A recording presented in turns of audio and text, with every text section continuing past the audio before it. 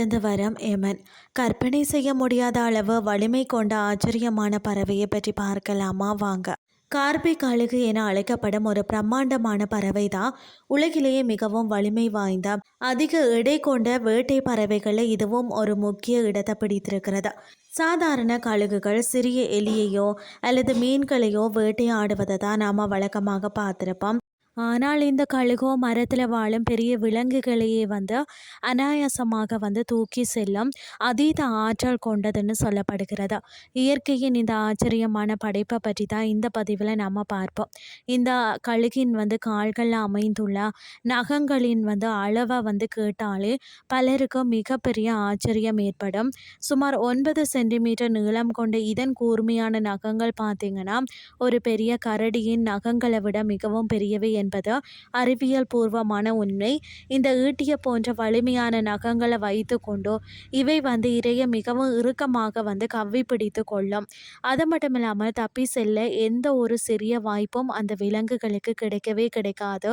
ஒரு முறை இந்த கழுகின் இரும்பு கால்களில் சிக்கினால் அதில் இருந்து உயிருடன் திரும்புவது முற்றிலும் சாத்தியமற்ற ஒரு விஷயமாகுமா.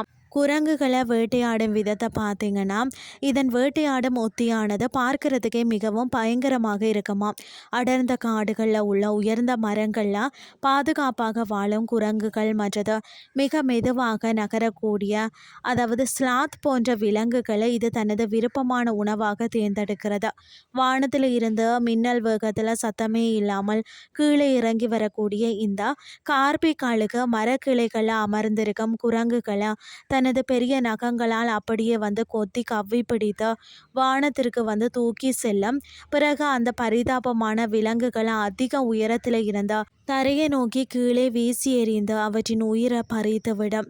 பார்க்கவே மிகவும் பிரம்மாண்டமாகவும் அச்சமூட்டும் வகையிலும் இருக்கும் இந்த கழுகுகள் தான் காட்டின் உணவு சங்கிலியில் ஒரு மிக முக்கிய பங்கு வகிக்கிறது. இவற்றின் பெரிய சிறகுகள் அடர்ந்த மரங்களுக்குள்ள புகுந்து புறப்பட மிக ஏதுவாக வடிவமைக்கப்பட்டுள்ளன. மனிதர்களை தவிர இவற்றுக்கு வேறு எந்த காட்டு விலங்குகளாலும் பெரிய அளவில் ஆபத்து வாரதில்லை.